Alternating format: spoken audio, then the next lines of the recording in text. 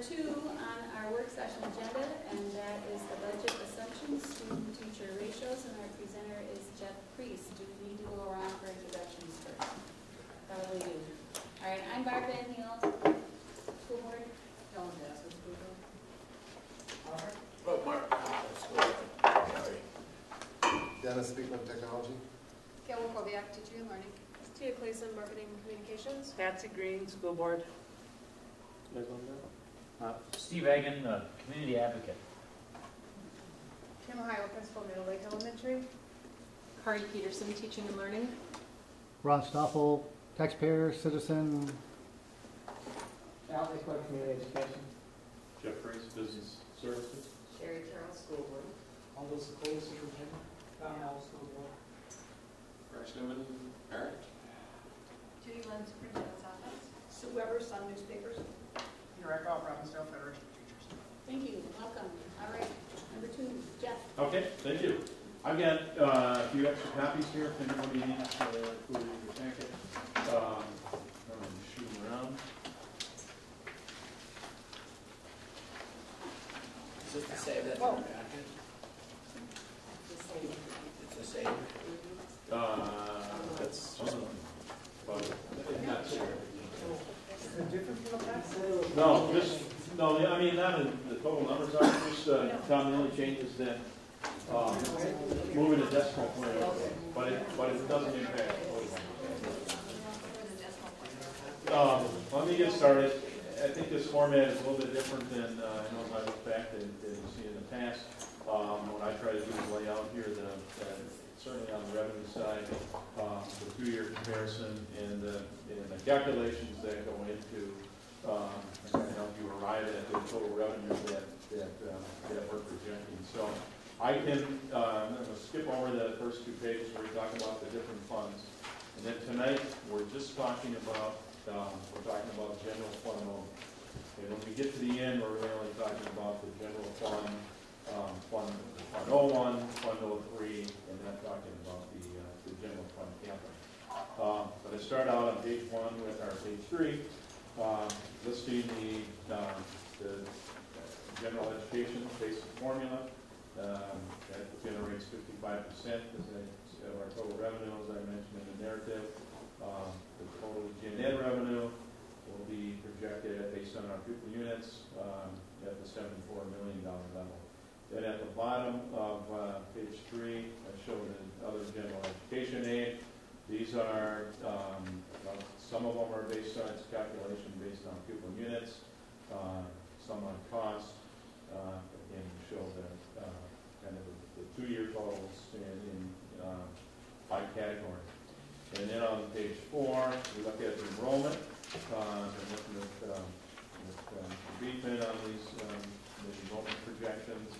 As you can see, we mentioned in the narrative that our weighted average daily membership actually be an increase of 34 students, which is great news. And the chart then again shows calculation, how we get to the total WADMs that we'll be projecting. And we include at the bottom, in that chart are WADMs that are served in our buildings. And underneath there are other pupil units that we use to generate general education aid. That's the AAC tuition piece, it's $592.36, and extended time pupil units. So that's the enrollment part, and really important that our numbers are fairly accurate because a lot of our revenues kind of come back to the total pupil unit, based on pupil units. So that needs to be close, and as I look back at the work that Mr. Beekman has done, we've been really close on projecting our enrollment. We look at property taxes, we look at a $26,874 increase, and that should say 0.08%. That's the correction. Won't change any of the numbers. It's a 0.08% increase as opposed to 0.8. And then if we look on page 5 at our breakdown of property taxes, and this just comes from the levy certified, the levy that the school board certified in December, those component pieces. And it's funny to mention that when we get to the end and we look at the, and Mr. Walsh, here's the question that you have. When we look at the total for the general fund, we're just going to be looking at that total, that top of that chart. So it's the equity through the prior year adjustments, that subtotal. The other items are capital related, and they're part of the Fund 1, plus the capital expenditure in second. Of capital components. So that's where there's an increase in the general and property taxes at that 27.2, 23.7. Then we list the So other. That's, Jeff, that's funds 1 and 3 then? Correct. That's right. Yep. Then we look at the other state categorical aid, and obviously the biggest piece there is special education. I'll just tell you the formula for, we go through the calculation for special education. We really won't know. For example, even though we accrued revenue in special education as part of the audit for the 10-11 school year, that won't be finalized from MDE until probably May. Sometimes it's June, where we get that actual, where we know that actual amount. So crazy formula. State needs all of the information from around the state before they can do their do the adjustments they do to that formula piece. But in any case, other state categorical aid, you can see increases up to 13.5 from 12.7. In federal sources, a little bit different. Here's where we lose our federal jobs money. You can see that in 11-12, the box on page 6. The federal jobs dollars, 1.9 million for 11-12. We no longer have those funds in 12-13. And then along with the, I guess, the first line federal special education aid. I think for 11-12 we had some carryover funds. You don't have those moving forward, so you see a little bit of a decrease there as well. So $6 million in federal dollars, 6 as compared to 8.4 in 11-12. And then I just have a category, just a narrative on local tuition fees and admissions.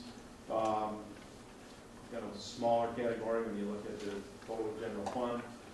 We do know that we're budgeting that to have a decrease for next year, and that's largely attributable to the losing the lease of 287 at Sandburg. So that revenue is included in this category. And then we just talk about transportation fund revenue assumptions. So really all part of the general education funding formula.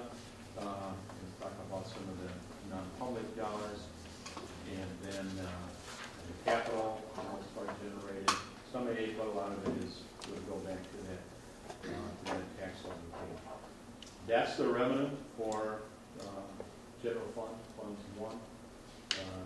Fund 1, as far as the audit's concerned, in our internal books, Funds 1, 3 is transportation, and 5 is the capital. On the expenditure side, I think the big thing here is we talked a little bit about salaries and benefits, and that's a big part of the slice of the pie for as far as general education or general fund expenditures are concerned. If you're all aware of that. And the other part then is where we end up with staffing. And I think we did mention it for the regular education, really elementary, middle school, and high school. That's no change from the current year. So we're keeping the ratios the same. And we mentioned that for special education as well. But these are the same ratios as we have in the current year budget. So that's kind of I've listed a few other categorical areas or program areas. The purchase services, that's utilities, other expenditures, supply budgets, those kinds of things. Pretty minor compared to our. Once you get away from the salaries and benefits, everything else is pretty minor within the general fund. Capital expenditures will be bringing a list of projects. Our time frame is looking at March. So it's probably the March kind of time frame. Then if we look on now on page 10, so all of these revenue assumptions we put together, the expenditure assumptions. provide us with revenue of 4 million, expenditures of 135. And then I want to say that that includes, so the expenditures include the costs for, actually the revenue and expenditure side for the STEAM school and the $500,000 for the restructured middle school day. So as long as those have been approved, they've had board approval, they're now part of that total revenue and expenditure. That's why you're seeing that projected deficit. They're the only things that have been, only additional, enhancements or cuts or what have you, have been approved, are part of those numbers. So then, the other things that we brought to the board, I think over the last few months, are listed down below. So other budget adjustments, and those are things that we'll be bringing to the board to have us end up in a budget balance scenario. And again, we also talked about would we consider STEAM as a reduction from fund balance. So that may be another way that's presented. But that kind of gives you a picture of where we are right now. How do we get to those total revenues, total expenditures, and things we have to process through before we get to that final budget approval in June. So, Thank you. kind of quickly went through that, but This was questions? just a fabulous document. Thank you. Thanks. I read this today and it was so easy to read and so clear and just put everything, I looked at 11 pages and I went, after 11 pages to read, and after I read the 11 pages, I went, man, that's the best 11 pages I read today. Great. So, so thank you so much for that. Any questions? Director Williams? The ones we haven't approved yet, the expenditures and other budget adjustments that are under consideration that you listed in the document, looks like if we approve all of those, that would reduce our deficit by about 200,000. Is that correct? If we both approve both the expenditures and the revenue producing.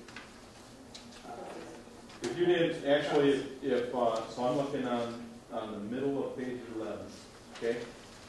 And so the other items would be an expenditure reduction of 724,000. Right, but there's also the One time. The other budget. There was a 500 some. You're right. Keep going. Yeah, if you got it, then there's a 529 increase. That's right. So the difference is about 200,000. If we approve everything, we would improve our budget picture by about 200,000. Right. Okay. That's right.